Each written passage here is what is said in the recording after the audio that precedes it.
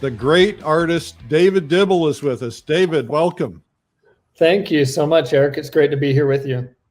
I hope you had a terrific Christmas.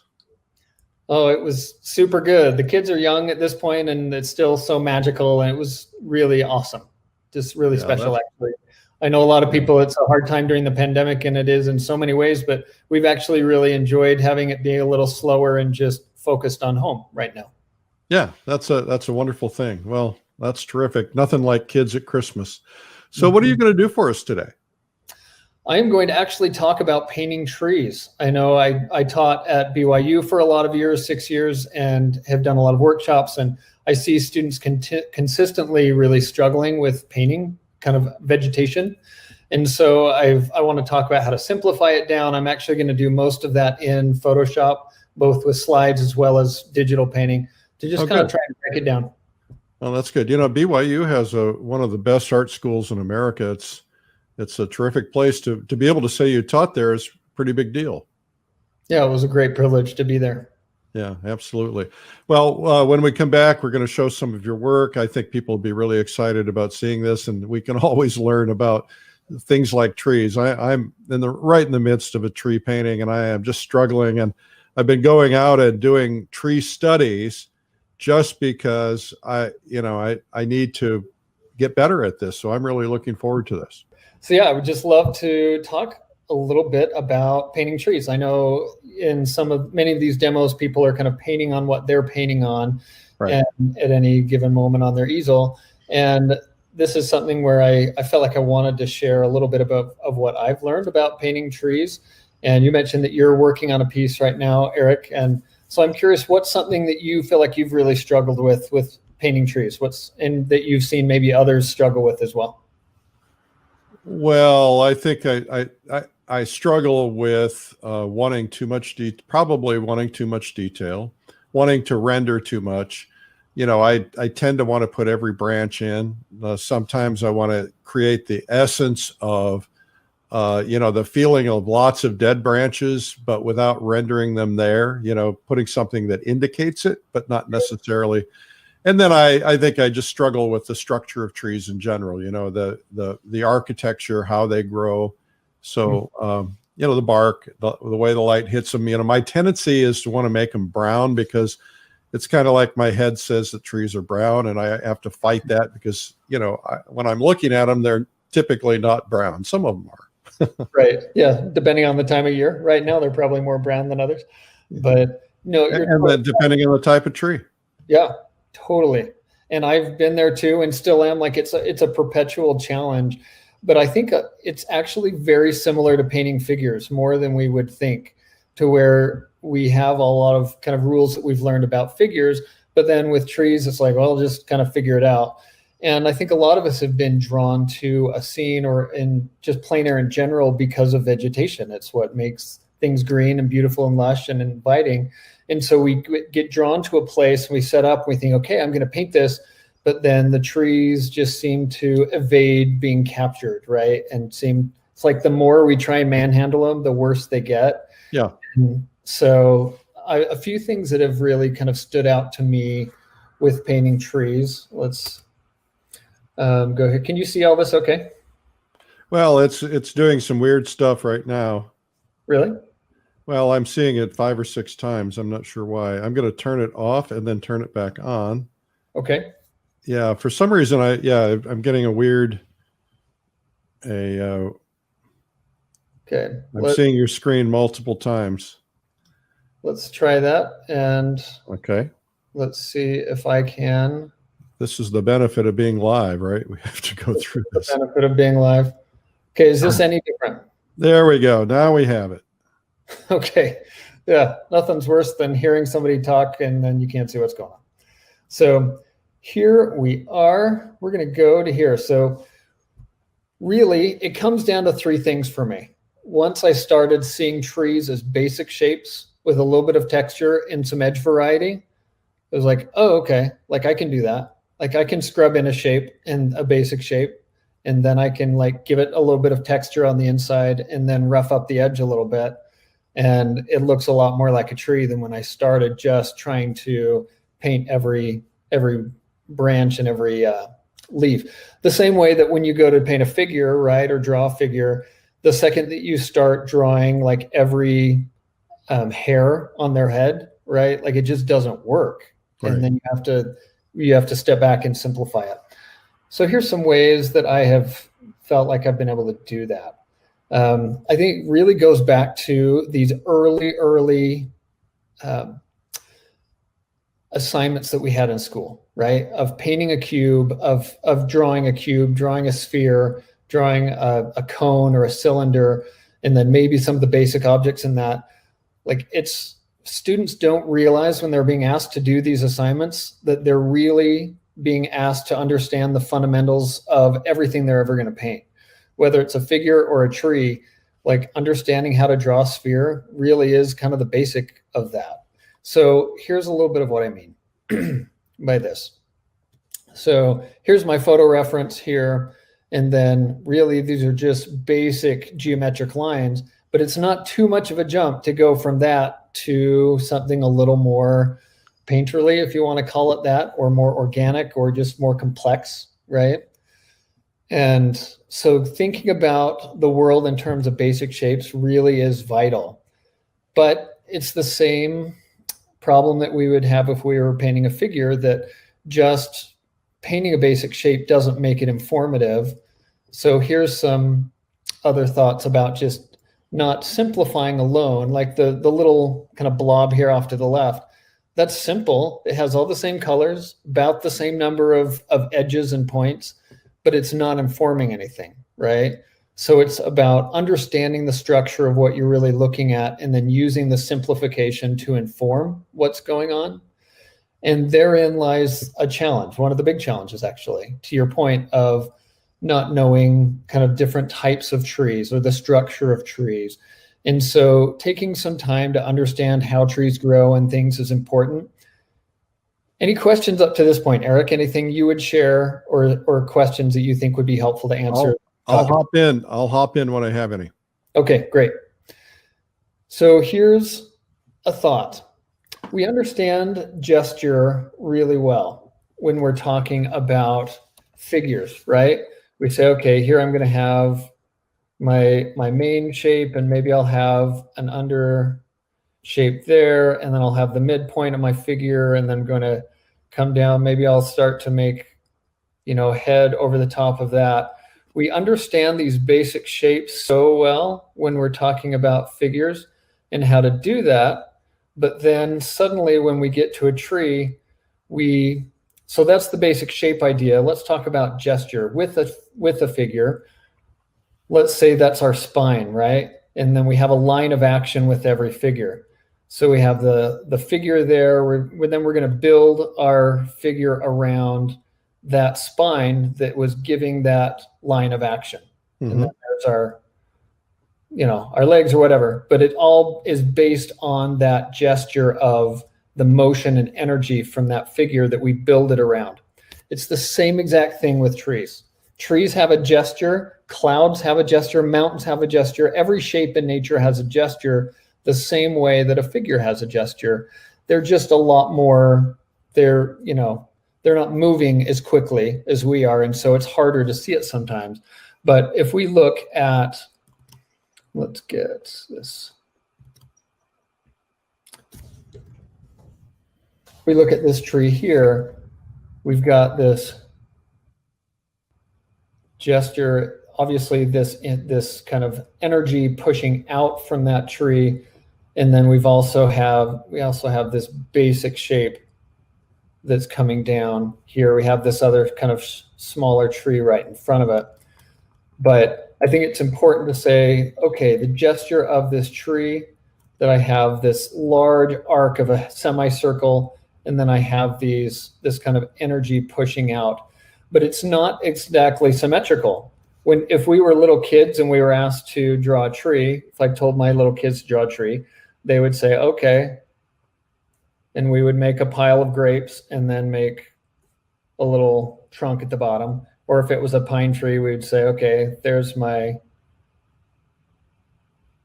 pine tree, and then we'd put the thing at the bottom. We'd make them very symmetrical. These are the shapes we spend our whole life overcoming.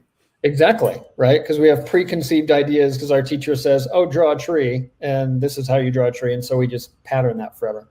So coming to really break it down and say, okay, like this tree itself has, let me just get a brighter color here. Similar to the other one, has a big semicircle. Most trees do, right? Because they are growing up and out.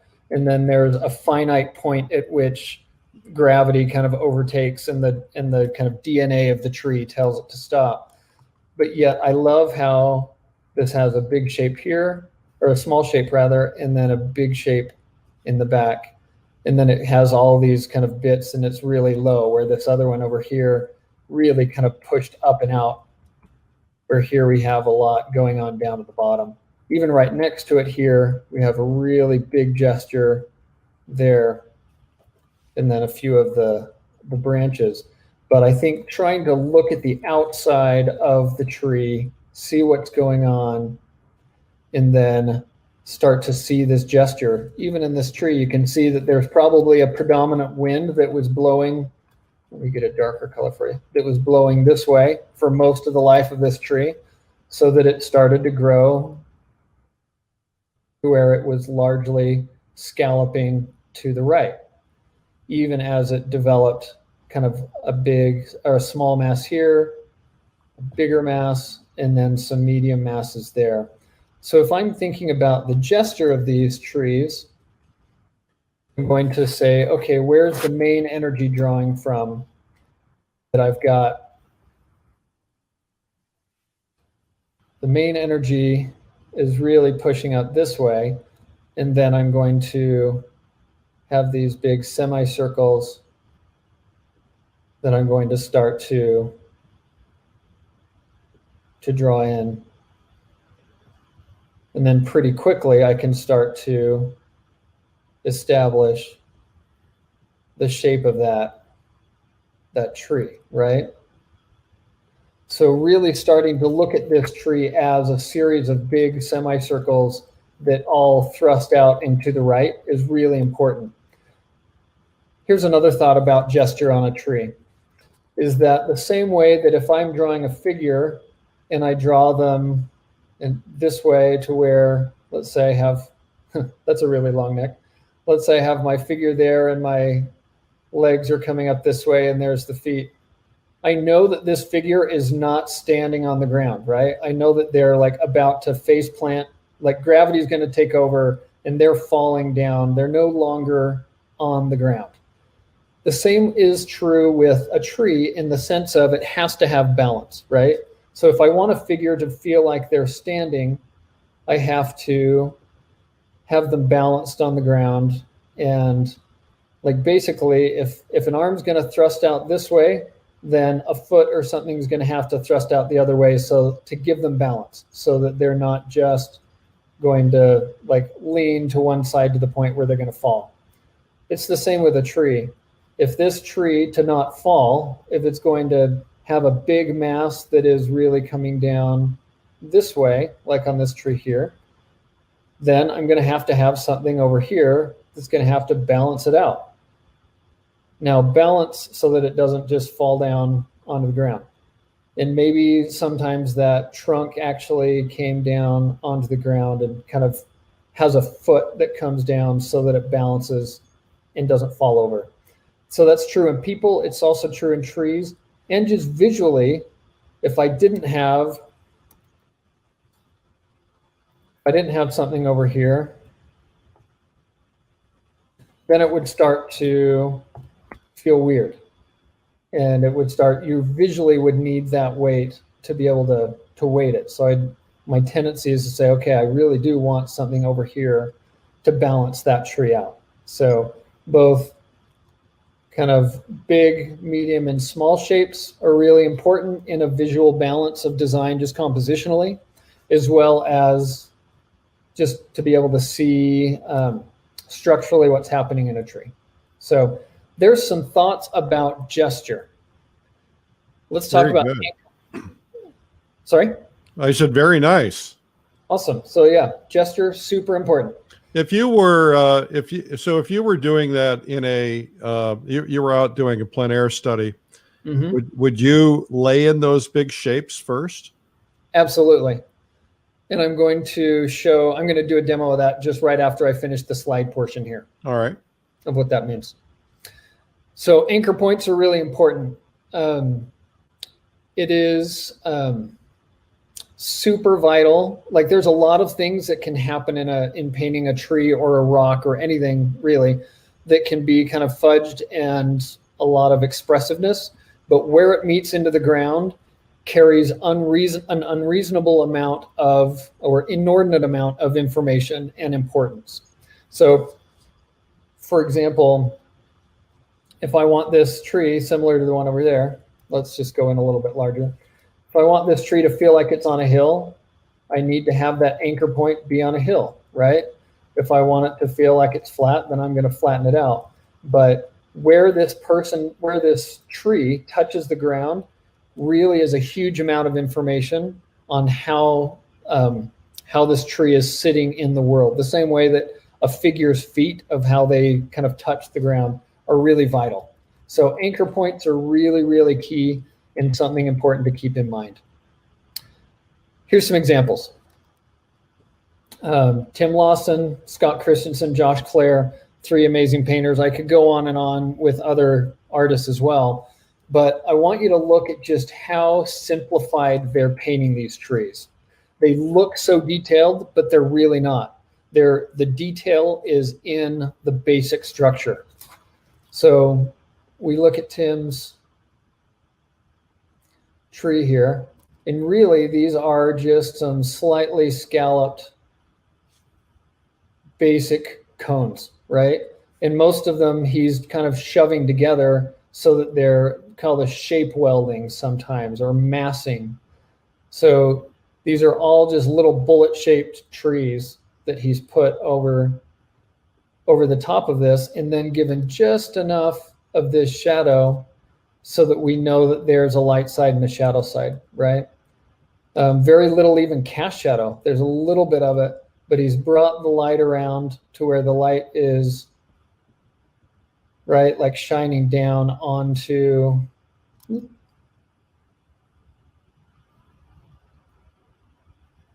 this scene here, and there's just enough of a shadow to get the point across. And with Josh's as well, look how simplified and scalloped these are. They're basically just big semicircles with the sides cut off, and the energy is kind of pushing out, right? Josh is really known for his clouds and his trees, and one of the reasons why is that a lot of his strokes are going out, and even in his clouds, it's the same way. That energy is pushing out from that shape, and so it feels really exciting and just full of power. But really, when you look at it, it's pretty simplified. The same with Scott's. He's just kind of taken these big kind of rectangles. He's rounded them out on the sides a little bit, but it's just the detail is right along the edge. And this is a parenthetical thing that maybe it would be helpful to share. Texture is usually seen in 2 places. Texture is seen along the edge of a form, along the silhouette, and it is seen in the transition from light to shadow. If you'll notice sorry, it's kind of not a great resolution piece, but the inside of these trees really are pretty flat. He's just taking this color and drawing a flat shape. I guarantee if you were there looking at this, that you would see a lot more information inside of those trees than what he's painting. But where he gets you is it'll say, great, I'm just going to give a ton of kind of organic information right along this edge. And so because this edge itself has a lot of variety in it, then it doesn't matter what you put in here. And these two, the light and the shadow, can be pretty flat, but your mind is going to read it as textured, right? I noticed that studying the Hudson River School Masters, they put a little bit more detail in, but essentially where the edges meet the sky or where the edges meet the contrast tends to be where they're putting the, where it feels like a lot of detail. Exactly. And it's one of the reasons why if you didn't do that, if you just went in and tried to paint every leaf and outline it and give a ton of contrast, it would feel wrong, because we don't look at trees that way. We see the form generally. We don't see the leaves. And it's the same way that if you went in and, when you're painting someone's portrait, again, if you, paint their mouth and you outline every tooth, it just feels really, really bad, right? And so, like my teeth. What's that? Nothing. I was just joking. Yeah. So it's the same way. Like if you go in and you outline every leaf and you try and say, oh, well, I know how to paint leaves, so I can paint trees. It doesn't feel right. And it feels just overly detailed and weird, because we just need to simplify things down. Okay, so let's go to, here are a couple, just kind of some basic takeaways from this whole thing. So simplify tree shapes down to basic shapes. And then once you've done that, remember that trees have a gesture, the same as figures. And to think about that gesture, really look for that gesture when you're on location. Say, like, what kind of tree is it, of course, and then where's the energy pushing from this tree, and how can I best describe that with a simplified shape? Trees are generally darker overall than you think. You would be surprised if you just go and look through most of art history. You're going to see the paintings that you're really drawn to that do trees well. They're generally darker than you think. So keep the tone dark, and then also pull back on the contrast inside of the tree shapes. And to that, I mean, let's go back to these examples. You'll notice that each of these, like Scott's showing a little bit of contrast because there's a really strong light and shadow, but even then, he's not going black in those shadows and then white on the tree. The tree is still darker than whatever is going on behind it, right, at least in the sky. And it's the same with Josh. Like, he's pulling way back on the contrast. In clouds and in trees, if you look for contrast, you'll find it, and you'll convince yourself it's there more than it is, right? Because if you look at a cloud, you'll say, well, look at the light and dark in the cloud. But then really you look at it compared to the rest of the scene, it's so subtle. Yeah. It's the same in trees. If you stare at it for long enough, you'll convince yourself that you'll say, oh, I love this bright side. And you'll say, oh, you'll kind of confuse value for saturation, and you'll start painting light there, thinking, well, there's a light and a shadow in this tree. And then you'll end up really over rendering it, and it ends up feeling like the painted teeth on the figure, and it's just too much. Plus, it starts to get too close to the value color of your sky, and it kind of falls apart. So you really have to keep it subtle within the shape of the tree. Once you've established that shape, keep the contrast as minimal as you can to still describe the effect of light on that tree. Okay, there's fabulous.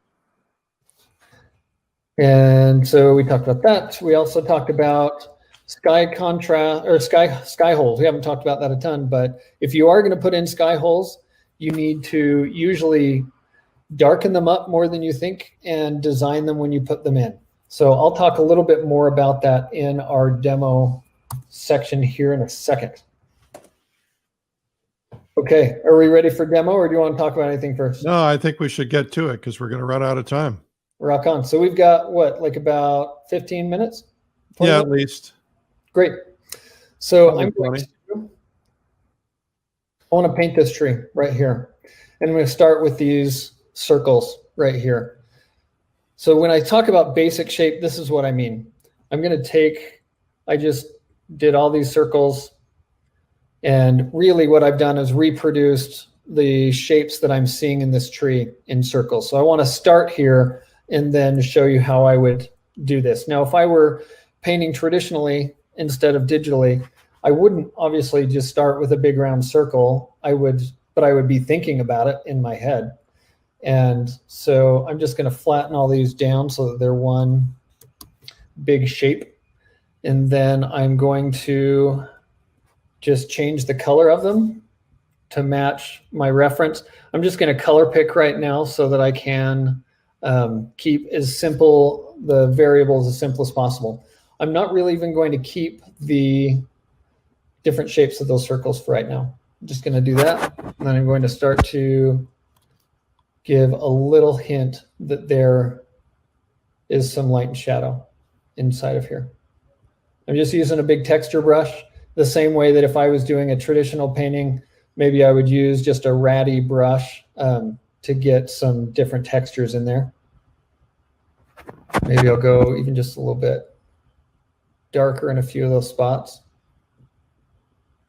Now, you remember how we talked about anchor points and where things hit into the ground, that it's really important. So I'm going to go here to my paint texture again, and I'm just going to chop that off where it meets into the ground. Right?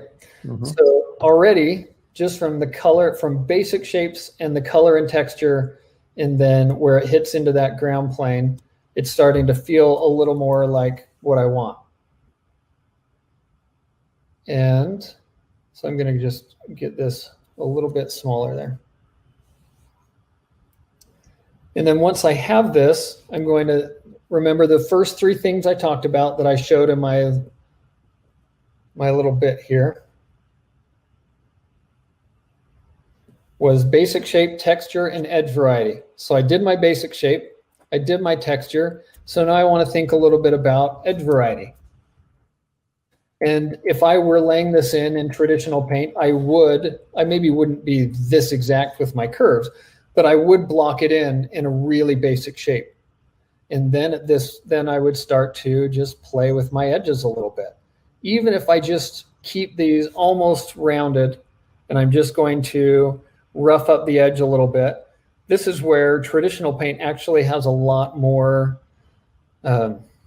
benefit, or you can do it a lot easier in traditional paint, because if you were doing this with your brush, you could easily just go in and make organic shapes and use your finger and mess up the edge. So I'm just going to erase around this and just get a bit more fuzzy organic edge. And you say, okay, great. Like that already feels a little better because it's starting to be a little more organic. And then if I just take that a little further, just start to mess up these edges a little bit more, but try and still maintain my general curve over that. Maybe I'm going to just start to give a little bit more variety. So simple. Right? But it's, yeah, I'm really just thinking of these as big circles, like fuzzy circles, but circles nonetheless. And it's already starting to feel better, right? So at this point, maybe I'll go in and just get a little bit, I like these other little guys here. And this is a good place to say that most trees have like a main mass and then little kind of satellite bits that fall off of it. And if you ignore the main mass of the tree, then you're going to never be able to get it to feel like that tree again.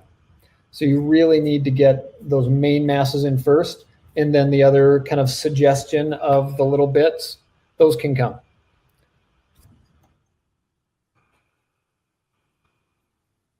All right, I'll go a little bit bigger. So I'm just going to throw a little bit in there.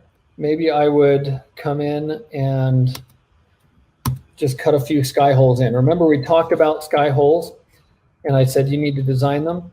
I kind of like how they're designed here, but I do want to say let's say I don't have an eraser, obviously, in my traditional paint, I'd have to just use this color of the sky to come in and make sky holes. If I'm going to do that, I've got to understand the nature of contrast, right? That if I put a big sky hole right here in the middle of this darkness, it's going to feel way brighter right there than it did when it was up here in the sky. Right. So I've got to understand that. I'm going to pull back on my brightness so that it's a little darker And then I can put a little sky hole in there, maybe not quite so saturated. And then it's going to start to feel a little better. So minimizing the contrast and designing them well as you're putting sky holes in can be really important. And then the only other thing I'd say about sky holes is you need much less than you think you do. If I were to go in and put sky holes all over this tree, then it would start to just feel like I don't know, like a rural stop sign with shotgun pellets all over. It doesn't feel like a tree anymore. Right. So I need to go in and just give enough to give the hint, and you need less of it. It's similar to outlining the mouth again in the teeth. David, if you were doing a tree as your primary focal point, would you give it a little bit more detail, or would you? Oh, for sure. Yeah. Yeah, we're not done yet. I would say. So let's say I want to go in and just get this guy. And maybe I'd start to throw in the hint of a little bit of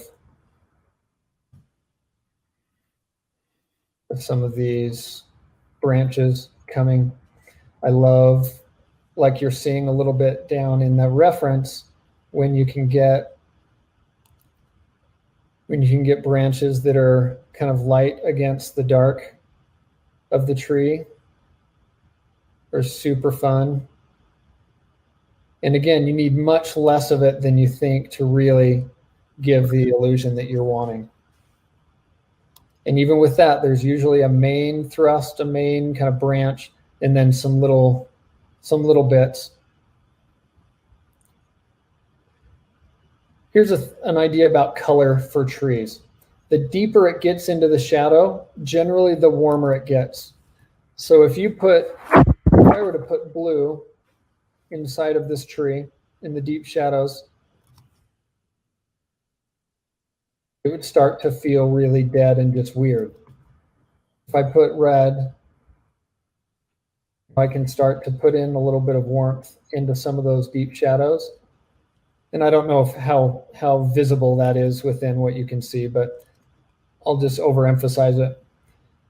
If I put red inside of there, it's going to feel a lot better. And one of the reasons is that you've got deep in these trees, you don't have photosynthesis happening much anymore because the sun can't penetrate down in there, right? So you're seeing more of dead branches and dirt and the insides of that, the same way that if you, I don't know, it's kind of gruesome, but the deeper we go into a human body, the more it turns into like meat and tissue, right?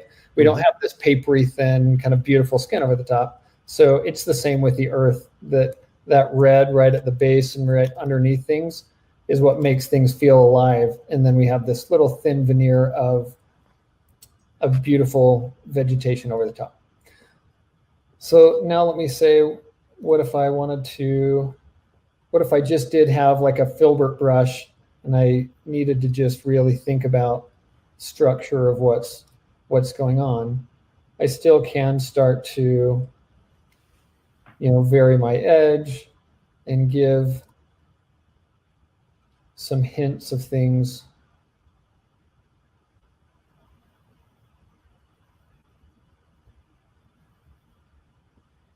Along the way, I can keep my contrast a little more subtle if I want to.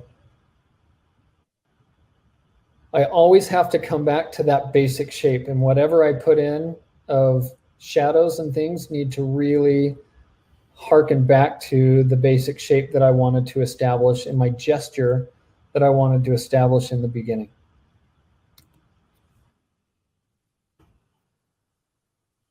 And so it really is a lot of back and forth with edges and painting trees. Rarely do I just put down one stroke and that's it. It usually is just a combination of saying, okay, like how do I keep my circle feel and then give a whole bunch of variation inside of that to where it feels like there's a lot more going on than there actually is. Yeah, but so, don't lose that foundational structure. Yep. It's a lot of suggestion and on top of a very basic structure. And then you're going to start to feel like you're painting trees after that. I remember Scott Christensen telling me once that he always puts a few horizontal strokes over the top of his trees just to really pull back into the basic structure of what he's looking at, right? So you have kind of a couple options, right? Like you can scrub towards the outside of the kind of energy of the tree and make your strokes be that way. Or you can do them all to be more structural. So you have like life force gesture versus structural strokes. And it's often a combination of those two that make it feel right. And then just a hint of little suggestion of things, kind of, you know, bits of leaves that are kind of falling off, or not falling off, but they're kind of protruding out from the tree. It doesn't take a lot, and you'll be surprised at how quickly things are going to start to feel like you want them to. What happens if you have a backlit tree, you know, low sun, the sun is coming through the leaves? How do you deal with that? Because now you've got a different scenario, because you've got I would think you have more intense color, more of a stained glass window type of effect, but you've got to have it against the dark to really make it work. Right. How do you deal with that? At that point, it's really just the same idea, just the light direction changes, so different parts are getting lit, right? So let me take this and say, what if my ground plane is just a little bit darker? And what if my tree as a whole got just a little bit darker because I've got light coming from behind it? And then let's say that we've got, I don't know, this is going to look pretty gross for a second, but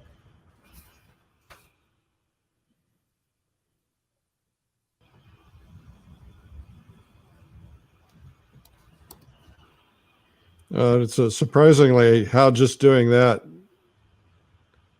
makes a huge difference, just by putting that warm sky in and a dark foreground. Totally. So a lot of it just is value, of trying to understand what's going on with the value of, let's say, and then at this point, if I change the temperature of this tree to be cooler, because it's catching a lot of the blue, especially if I put a little bit of blue kind of fill light, make that a little bit darker over some of that, because it's getting some of the blue from the sky hitting the other way. So let's say then I take this shape and let's just lock that down. And let's say I have a really warm, green hitting the edge of that. Use my texture brush just so that I can get a better feel for it.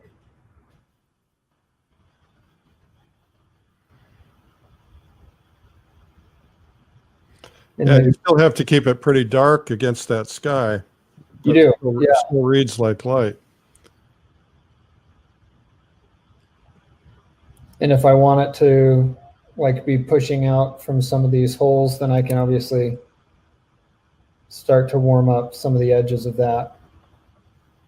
If it still feels too, you know, light, I can go darker with it. If I put in an occlusion shadow where it's darkening up as it kind of gets away and under this, even if I warm that up just a hair.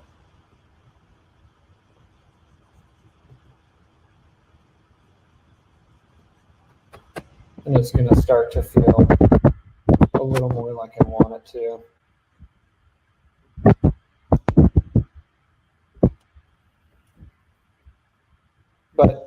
your question, it really is just about the value and then keeping basically rim lighting it like you'd rim light anything else, and keeping the main mass really dark still. Right.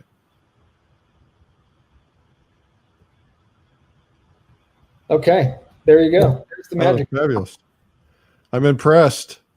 Well, don't be. It's all wizardry. But yeah, I think we mentioned about a couple. Is this a good time to plug promo stuff, or should we wait for that? Go for it. All right. So two things people might want to be aware of. Through ascensionacademy.com, I just released a Photoshop for traditional painters course. And you can find that. I basically have really kind of broken down Photoshop and painting in Photoshop for people who are traditionally painting and want to use that as a tool. Just like you saw me just do a bunch of paintings, you can do that and then use that as your painting reference and use your paint over your photo reference. There's a lot of options there. So that's an option through Ascension Academy. And then Bellamuse Productions, I have a DVD there of composing through studies. And those are a couple things to think about.